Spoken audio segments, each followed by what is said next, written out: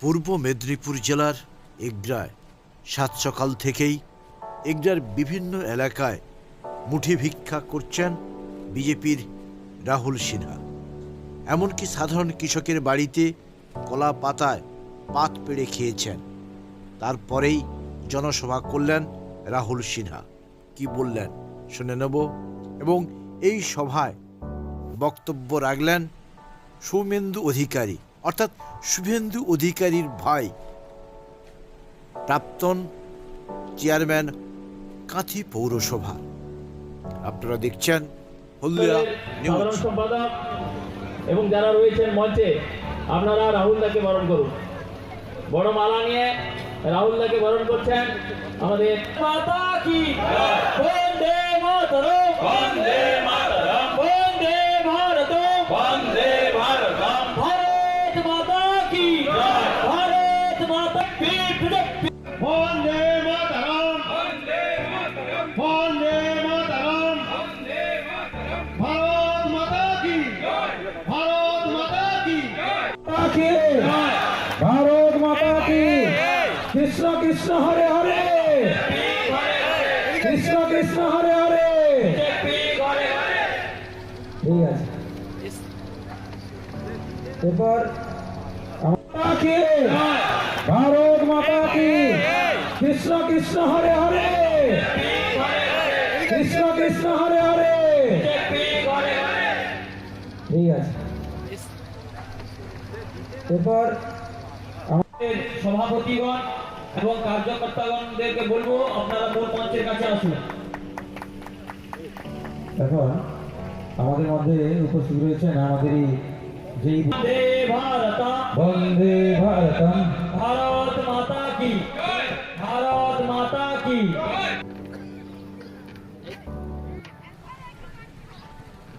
এই আন্দোলন সাধারণ কৃষকের আন্দোলন ছিল না, এটি প্রমাণ হয়ে গেছে গত 26 তারিখ।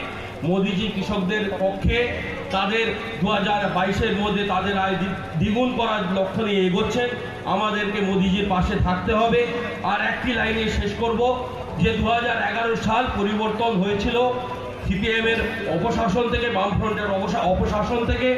আর 2019-এ আপনারা দিলীপ বাবু, রাহুল বাবুদের নেতৃত্বে বিজেপিকে একেবারে ক্ষমতার দোরগোড়ায় নিয়ে এসেছেন। কিন্তু এখানে আমাদের লড়াইটা শেষ হয়ে যাবে না। লক্ষ্য সোনার বাংলা, আগামী বিধানসভা নির্বাচন নরেন্দ্র মোদীজির হাতে আমাদের বাংলাকে আমরা তুলে দিয়ে আবার সোনার বাংলা আমরা গড়ার স্বপ্নকে সার্থক করব, এই কথা বলে আমরা মুখ্যমন্ত্রী নরেন্দ্র মোদী জিন্দাবাদ। ধন্যবাদ সৌমেন্দু রাকে। এরপরে বক্তব্য রাখছেন প্রাক্তন সাংসদ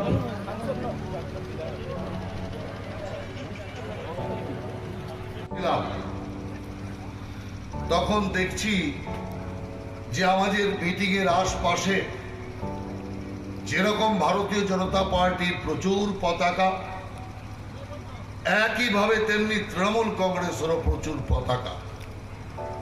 আমি আমাদের এক কার্যকর্তা ভাইকে জিজ্ঞাসা করলাম, তৃণমূলের কোনো মিটিং আছে নাকি? বলছে না দাদা, আমাদের মিটিং আছে, আপনার মিটিং আছে, তাই ওরা লাগিয়েছে। যাক, আমি এটা শুনে আনন্দিত হলাম যে তৃণমূল কংগ্রেসের লোকেরাও বুঝতে পেরেছে যে বিজেপি আসছে, সেই কারণে আমাদের মিটিংকে ওরা স্বাগত করে দিয়েছে। অর্থাৎ দূরে ছিল, আস্তে আস্তে কাছে আসছে, আস্তে আস্তে কাছে আসছে, আর তারপরেই আমাদের সাথী হয়ে যাবে, যেমন অন্যরা হতে শুরু করেছে। দাদারা হতে শুরু করেছে, ভাইরা যাবে কোথায়? তৃণমূলের সময় শেষ। এ মমতা ব্যানার্জি বুঝে গেছে, ভাইপো বুঝতে পারছে, আর কচি কচি ভাইপোরা বুঝতে পারবে না। সেই কারণে আজ সারা পশ্চিম বাংলায় আপনি দেখবেন এক ব্যাপক পরিবর্তনের ইঙ্গিত মানুষ দিচ্ছে। আর নয় মমতা, অনেক দেখেছি তোর ক্ষমতা। মানুষ বলছে লম্বা চওড়া কথা বলে বদলা নয় বদল চাই। অনেক বড় বড় কথা বলে ক্ষমতা এসেছিলেন। সিপিএম বেকার সেরা বাংলা বানিয়েছে। আপনি সেই বাংলাকে ভারতের সেরা বেকার বাংলা বানিয়েছেন। কৃষককে সিপিএম সর্বশান্ত করেছে, আপনি কৃষককে নিঃস্ব করেছেন। মা বোনেরা ভেবেছিল অন্তত একজন মহিলার শাসন এলে আমরা একটু মাথা তুলে বাঁচতে পারবো, কিন্তু আজকে মা বোনেরা হতাশ। দিদির বাংলা শিক্ষায় নয়, শিল্পে নয়, সংস্কৃতিতে নয়, বিদ্যুতে নয়, কলকারখানায় নয়, দিদির বাংলা ধর্ষণে ভারত চ্যাম্পিয়ন। আর ধর্ষণের ঘটনা ঘটলে দিদি কি বলছে? বলছে দুষ্টু ছেলেদের কাজ। একজন মহিলা এত বড় একটি সর্বনাশকে দুষ্টু ছেলের কাজ বলে উড়িয়ে দিচ্ছেন। হ্যাঁ, তবে আমি মিথ্যা কথা বলি না। যে সমস্ত নির্যাতিতা মা বোনেরা আছেন তাদের পাশে দিদি ভাই দাঁড়াননি এমন মিথ্যে কথা আমি বলবো না। উনি প্রকাশ্যে ময়দানে ময়দানে মিটিং করে বলেছেন, হে বাংলার মা বোনেরা, আমি মমতা ব্যানার্জি বলছি, যদি আপনার উপর কেউ ধর্ষণ করে আমার সরকার আপনাকে 20,000 টাকা ক্ষতিপূরণ দেবে। একটু বাদেই বলছে 10,000 টাকা। আমরা বললাম অবাক কাণ্ড, এই মাত্র বলল 20 আর এখনই 10 কমিয়ে বলছে 10। তাহলে ভুল করে মুখ দিয়ে বেরিয়ে গিয়েছে 10 বলতে গিয়ে 20 বেরিয়েছে, কমিয়ে করেছে 10। তৃণমূলের ভাইয়েরা বলছে, দিদির ভাইয়েরা বলছে, না না দিদি ভুল করেনি, মুখ ফসকেও বলেনি। আমরা বললাম তার মানে কি দাঁড়ালো? তৃণমূলের দিদির ভাইরা বলছে 20ও আছে আবার 10ও আছে। আমরা বললাম 10-20 দুরকম অবস্থা কেন? ওরা বলল ফুল হলে 20, হাফ হলে 10। ধর্ষণেও রেলগাড়ির ফার্স্ট ক্লাস সেকেন্ড ক্লাসের ব্যবস্থা। একজন মহিলাকে আমরা পুরুষ হয়ে কি করে বোঝাবো? কোটি কোটি টাকা দিলেও মা বোনের হারানোর সম্মান টাকা দিয়ে ফেরত আসে না, টাকা দিয়ে ফেরত হয় না। কিন্তু এক আজব সরকার চলছে, যে সরকার শুধু চুরি আর লুট চিনেছে। পৃথিবীতে একটা ঘটনা আপনি বলুন তো, যে মাল হজম করে নিয়ে আবার মাল ফেরত দিচ্ছে। আমফান তুফানের টাকা খেয়ে ফেলেছে, টাকা খেয়ে ফেলার পর এবার পাবলিক প্রাধান্য দিয়েছে, পাবলিকের ধোলাই এক একটা করে টাকা ফেরত দিচ্ছে। বেগতিক দেখে মমতা বলছে টাকা ফিরিয়ে দাও, আর সব টাকা ফেরত দিতে শুরু করেছে। যারা টাকা নিল তাদের বিরুদ্ধে কেন মামলা হলো না? যে বিডিও এবং অন্যান্যরা টাকা দিল তাদের বিরুদ্ধে ব্যবস্থা হলো না কেন? তার মানে মমতার রাজ্যে চুরি করো, ধরা পড়লে ফেরত দিলেই 7 গুণ মা। এই তো অবস্থা চলছে। মুখের গ্রাস পর্যন্ত যারা কেড়ে নেয়।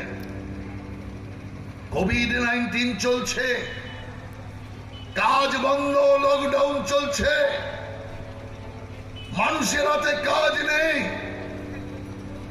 মমতা ব্যানার্জি চকের দাগ আঁকছে রাস্তায়, কিন্তু মোদিজি কিন্তু কি করে আমার গ্রাম বাংলার মানুষ খাবে, কি করে বেঁচে থাকবে, তার জন্য টাকা দিল্লি থেকে প্রত্যেকের কাছে টাকা পাঠিয়েছে, রেশনে রেশনে চাল গম ডাল পাঠিয়েছে, মোদিজি পাঠিয়েছে আপনার জন্য, খেয়েছে তৃণমূল কংগ্রেসের লোকেরা। যারা কোভিড-19 এর মতো সিচুয়েশনে মানুষের মুখের গ্রাস কেড়ে নিতে পারে, তারা সব পারে। আর আজকে বিজেপির ভয়ে এমন ভীত যে কেউ একটা জয় শ্রীরাম বললেই তেলে বেগুনে জ্বলে ওঠে। দেখেছেন টিভির পর্দায় আপনারা নেতাজির 125তম জন্মদিন ভিক্টোরিয়া মেমোরিয়াল হলে হাজার হাজার বুদ্ধিজীবী, 1000-এর ওপরে বাংলার বুদ্ধিজীবী ওখানে উপস্থিত। নেতাজির সাথে যারা আজাদি ফৌজে যুদ্ধ করেছে সেই লোকেরা উপস্থিত, প্রধানমন্ত্রী উপস্থিত। উনি বক্তব্য রাখতে উঠছে, 5 থেকে 6 জন কেউ জয় শ্রীরাম বলে দিয়েছে। কি গোসা, জয় শ্রীরাম বলেছে মানে কি না কি বলে ফেলেছে।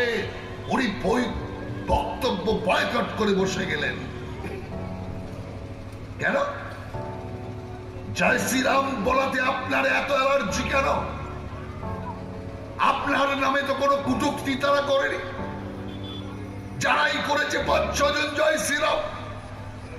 আর জয় শ্রীরাম যদি আপনার পছন্দ না হয়, 6 জনের শাস্তি 1000 লোকের ওপর দিলেন কেন? বাংলার গোটা মানুষের ওপর দিলেন কেন? নেতাজি সুভাষচন্দ্র বসুকে অপমান করার আপনি কে? আজকে জয় শ্রীরাম বলেছে, খুব খারাপ লেগেছে। 6 জন জয় শ্রীরাম বলেছে, আপনি বয়কট করে দিলেন। কিন্তু যদি আজকে 60 জন লোক ইনশাআল্লাহ বলতো, তাহলে কি আপনি বয়কট করতেন? বাসন থেকে বসে যেতেন? এ প্রশ্ন আমি মমতা ব্যানার্জিকে করতে চাই। আগে উনি নিজেই করতেন ইনশাআল্লাহ।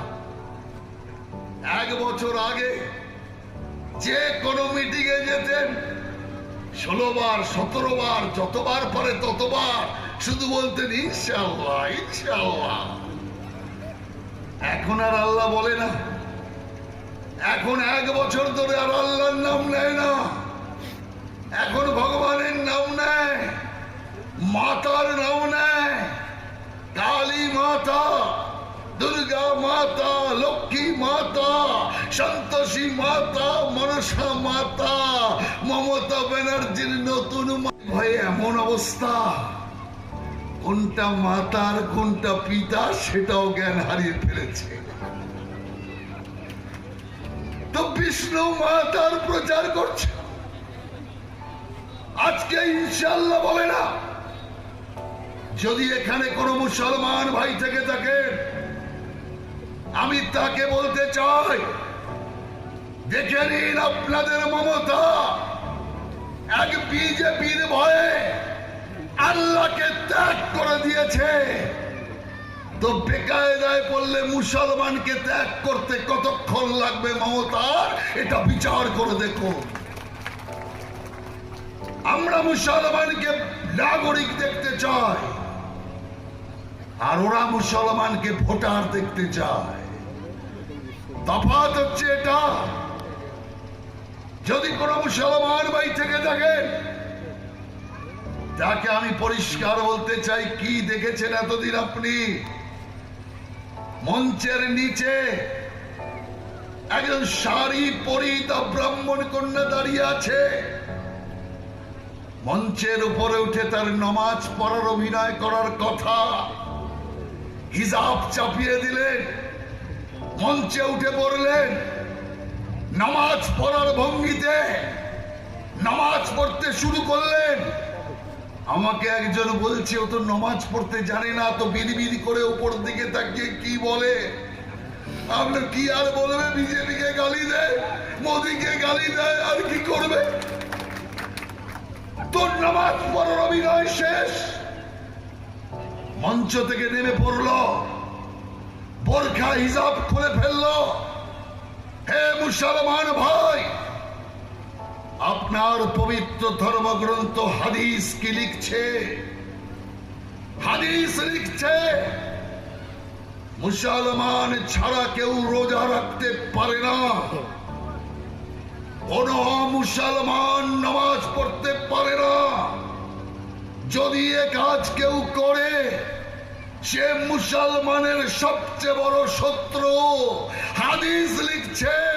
তাহলে আমি আপনাদের জিজ্ঞাসা করতে চাই, রাহুল সিনার মতে নয়, হাদিসের মতে মুসলমানের সবচেয়ে বড় শত্রু কে? বলুন, কে মুসলমানের সবচেয়ে বড় শত্রু? মমতা ব্যানার্জি, যে মুসলমানের ধর্মটাকেও নাটকের মঞ্চ বানিয়েছে, মুসলিম ধর্মটাকে যাত্রা স্টেজ বানিয়েছে। এর বিরুদ্ধে বদলা আপনাদের নিতে হবে। সেই কারণে আমি আজ আপনাদের পরিষ্কার বলতে চাই, লোক ঠকানোর রাজনীতি শেষ। পশ্চিম বাংলায় হিন্দু মুসলমান কোনদিন কোনো বিভেদ ছিল না। এই মমতা ব্যানার্জি ভোটের কারণে মুসলিমদের খেপিয়ে দিয়ে হিন্দু মুসলমানের বিভেদ তৈরি করেছে। কি বিষ ঢুকিয়েছে সমাজের ভেতরে। রাম আর রহিম দুই বন্ধু স্কুলে পড়ে, রাম রহিমের চেয়ে লেখাপড়ায় ভালো, রহিম রামের চেয়ে লেখাপড়ায় কম। হঠাৎ রহিম দেখলো, হঠাৎ রাম দেখলো রহিম একটা সাইকেল পেল। কে দিল সাইকেল? পশ্চিমবঙ্গ সরকার রহিমকে একটা সাইকেল দিল। কেন দিল? রাম চিন্তা করলো আমি লেখাপড়ায় ভালো, আমাকে সাইকেল না দিয়ে আমার বন্ধু রহিমকে কেন দিল? পরে রাম জানতে পারলো রাম হিন্দু, তাই সাইকেল পায় না। রহিম মুসলমান, তাই সাইকেল পায়। অর্থাৎ 7-8 বছরের ওই ছোট্ট শিশুর মনে হিন্দু মুসলমানের পাপ ঢুকিয়ে দিল এই মমতা ব্যানার্জি, এই পশ্চিমবঙ্গ সরকার। দুর্গা পূজার বিসর্জন আর মহরম একসাথে পড়লো। মমতা বলল দুর্গা মাতা প্যান্ডেলে বন্দি থাক, আমার মহরম যাবে রাস্তা দিয়ে। দুর্গা মাতা প্যান্ডেলে বন্দি রইল, কৈলাস যেতে পারছে না দুর্গা মাতা। গণেশ কার্তিককে জিজ্ঞাসা করছে, আরে ভালো করে খোঁজ নিয়ে দেখ, পশ্চিম বাংলায় যাবার বদলে বাংলাদেশে তো চলে আসেনি, নইলে মহরম যায়, আমরা যেতে পারি না কেন? গণেশ কার্তিক বলল, মা আমরা বাংলাতেই আছি, মমতার বাংলায় আছি।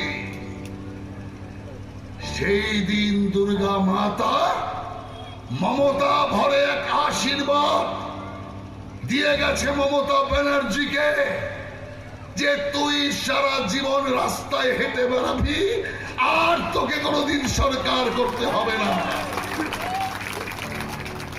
নির্বংশ হয়ে যাবে তৃণমূল কংগ্রেস মা দুর্গার আশীর্বাদে। কালীঘাটে বংশের বাতি জ্বালানোর কেউ থাকবে না, এটা দেখে নেবেন আপনি। সিপিএম এর চেয়েও খারাপ অবস্থা হবে, সিপিএম এর চেয়ে তো খারাপ অবস্থা হয়েই এসছে। নইলে এখন বিজেপির হাত থেকে বাঁচার জন্য, মোদীর অমিত শাহ হাত থেকে বাঁচার জন্য এখন সিপিএম কংগ্রেসের সাথে তলায় তলায় প্যাক্ট করতে হয়। 10 বছর আপনি সিপিএম কে দেখেছেন? 10 বছর কোথাও একটা ঝান্ডা দেখেছেন সিপিএম এর? আজকে দেখুন বিভিন্ন জায়গায় জায়গায় মোড়ে মোড়ে আবার লাল উঠতে শুরু করেছে। কেন?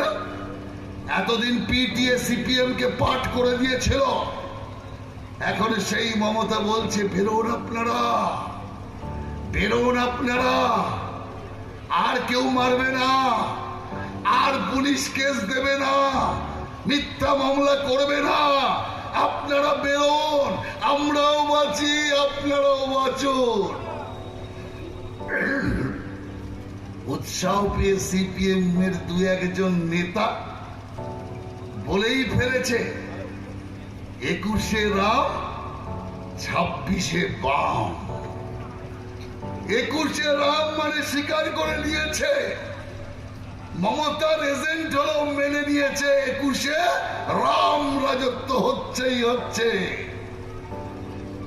26-এ বাম মানে 2000-এর 26 না 21-এর 26, সেটা নিয়ে আজকে ভাবতে হবে। 100 বছর পর্যন্ত কমিউনিস্টের লালের পশ্চিম বাংলায় কোনো কিচ্ছু থাকবে না, ভিক্ষা করে ঘুরে বেড়ানো ছাড়া আর কোনো রাস্তা থাকবে না। তৃণমূলের অবস্থা এর চেয়েও খারাপ হবে। পিসি ভাইপোর রাজত্বে যেভাবে মানুষের ওপর হামলা, মিথ্যা কেস, যেভাবে মানুষের ওপর নির্যাতন চলেছে, নির্যাতনের রীতি আর 3 মাসের মধ্যে হবে, 3 মাসের মধ্যে হবে। তাই যে সমস্ত পুলিশ আধিকারিকরা তৃণমূলের ভয়ে, তৃণমূলের চাপে, ট্রান্সফারের ভয়ে, সাসপেন্ডের ভয়ে তৃণমূলের দাসত্ব করছেন, তাদের আমরা বুঝি। কিন্তু যারা একটু বেশি বেশি তৃণমূলী করছেন, এখন সাবধান হন, কম কম করা শুরু করুন, নইলে তৃণমূলের সাথে আপনাদেরও বিপদ আগামী দিন। এ পরিষ্কার করে বলতে চাই। মানুষের কাছে যখন গিয়ে কথা বলি, মানুষ বলে আরে এত চিৎকার করার আপনাদের দরকার নেই, এত আপনার ঝান্ডা লাগানোর দরকার নেই, মাইক লাগানোর দরকার নেই, শুধু বুথে আমরা ঢুকতে পারি এই ব্যবস্থাটা করে দিই। একবার বুথে ঢুকতে পারলে ইভিএম এর পদ্ম ফুলকে এমন গরম করে দেব, ওই গরমে ঘাস ফুল শুকিয়ে যাবে, আর কিচ্ছু থাকবে না। আমি আপনাদের প্রতিশ্রুতি দিচ্ছি, আগামী ইলেকশনে খাকি পোশাক থাকবে না। এই যে নিচে দাঁড়িয়ে আছে এরা থাকবে সবাই। আগামী ইলেকশনে সিভিক দিদির থাকবে না, সেই কারণে চিন্তার কোনো কারণ নেই। ভোট আপনি দেবেন, আপনার গণতান্ত্রিক অধিকার আপনি প্রয়োগ করবেন। কোন তৃণমূলের মায়ের লালের ক্ষমতা নেই আপনার ভোটকে আটকায়। এ বিজেপির চ্যালেঞ্জ, রাহুল সিনহার চ্যালেঞ্জ। আজকে যে অবস্থা পশ্চিম বাংলার বুকে চলছে, এই অরাজক সরকারের নিন্দার কোনো ভাষা নেই। 23 তারিখ মমতা ব্যানার্জি কলঙ্ক বাংলাতে ঘটালেন, আর 26শে জানুয়ারি কৃষক আন্দোলনের নামে সেই শাহিনবাগের আন্দোলনকারীরা তারা যেভাবে 26শে জানুয়ারি প্রজাতন্ত্র দিবসকে দিল্লিতে কলঙ্কিত করলেন, নিন্দার ভাষা নেই।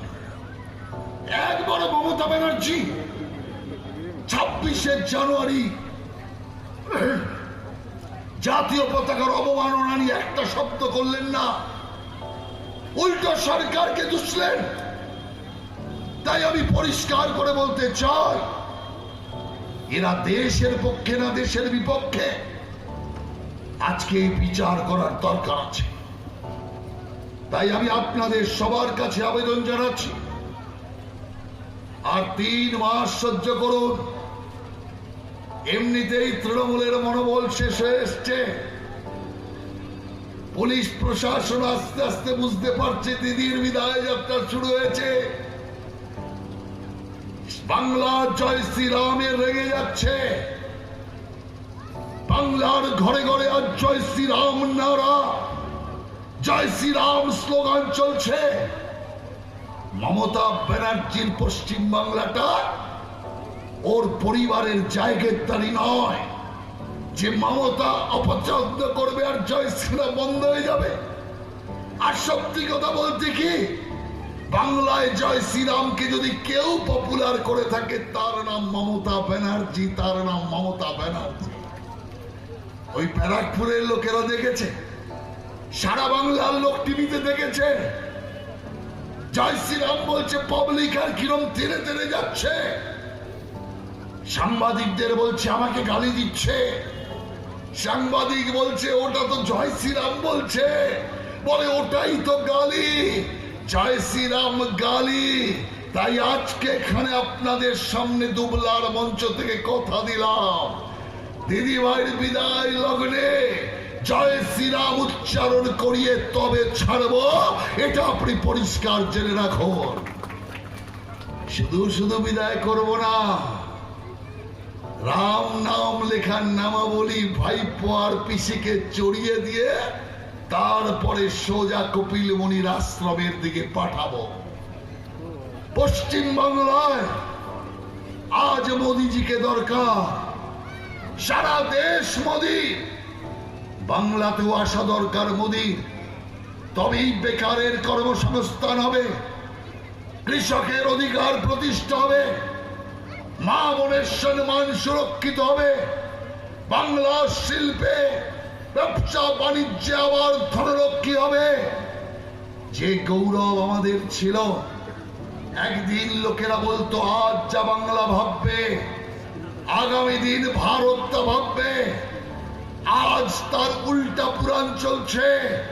সেই উল্টা পুরাণকে পাল্টে আবার বাংলা উন্নত বাংলা হবে। আজ বাংলা যা ভাববে কাল ভারত তা ভাববে। এই জায়গায় আমরা পশ্চিম বাংলাকে নিয়ে যাব। আপনাদের আশীর্বাদ, আপনাদের সহযোগিতা পশ্চিম বাংলার উন্নয়নের জন্য দরকার। তাই দিল্লিতে মোদি, বাংলাতেও চাই মোদি। দিদির আর দরকার নেই, যখন মোদি এসে গেছে আর দিদির কি দরকার। সেই কারণে পরিষ্কার বলতে চাই, মোদি জি কা আঙ্গন মে দিদি কা क्या काम है। সেই জন্য দিদির আর দরকার নেই। অনেক হয়েছে, অনেক নেচেছেন, অনেক কুদেছেন, এবার বিদায় নেবার পালা। এবার লব বিদায়, নবান্ন ছাড়ি, এই গান উঠে গেছে আজকে ওদের মধ্যে। তাই পশ্চিম বাংলার পূর্ণ জাগরণ, পশ্চিম বাংলার পূর্ণ বিকাশের জন্য ভারতীয় জনতা পার্টিকে আশীর্বাদ করুন। আমরা বাংলার পূর্ণ বিকাশ ঘটিয়ে, বাংলার মেধাকে পূর্ণভাবে কাজে লাগিয়ে বাংলায় নব দিগন্তের সূচনা করব। এই আশা আপনাদের দিয়ে, এই ভরসা আপনাদের সামনে করে আমি আপনাদের সকলকে নমস্কার জানিয়ে আমার এই বক্তব্য শেষ করছি। বন্দে মাতরম। ভারত একটি নারকেল গাছের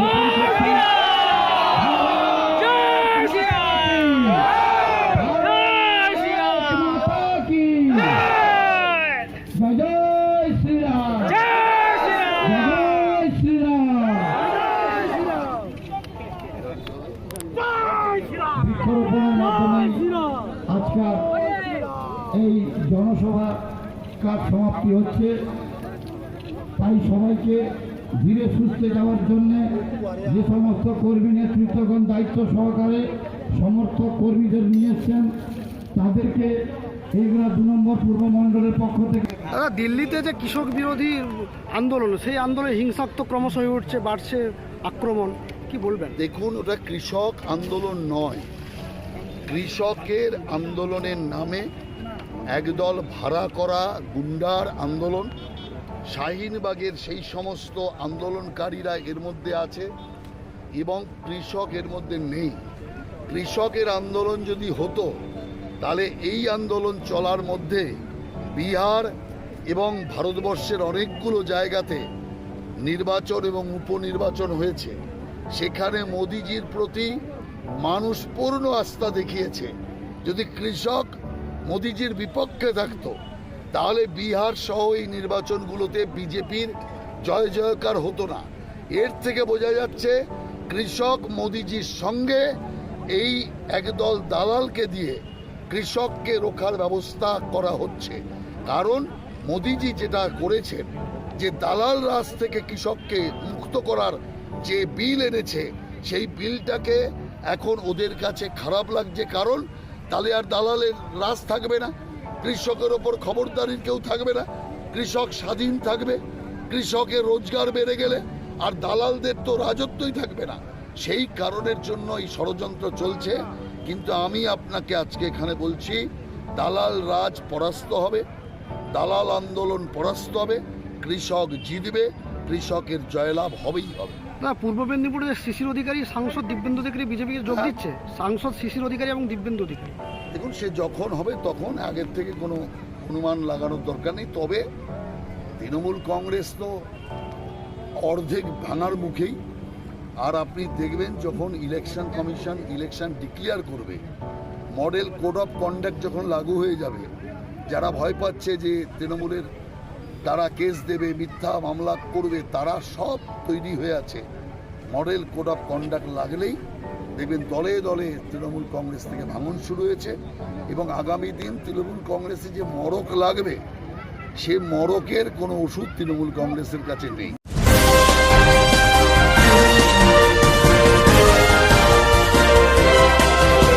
রাজলক্ষ্মী জুয়েলারি ওয়ার্কস, হলমার্ক সোনার গয়না, রূপার গয়না, সার্টিফাইড গ্রহরত্ন ও শোপিস দ্বারা সুসজ্জিত শোরুম, দুর্গাচক, বাসন্তী ভবন, দুর্গা মন্দিরের পাশে, সুপার মার্কেটের ঠিক বিপরীতে।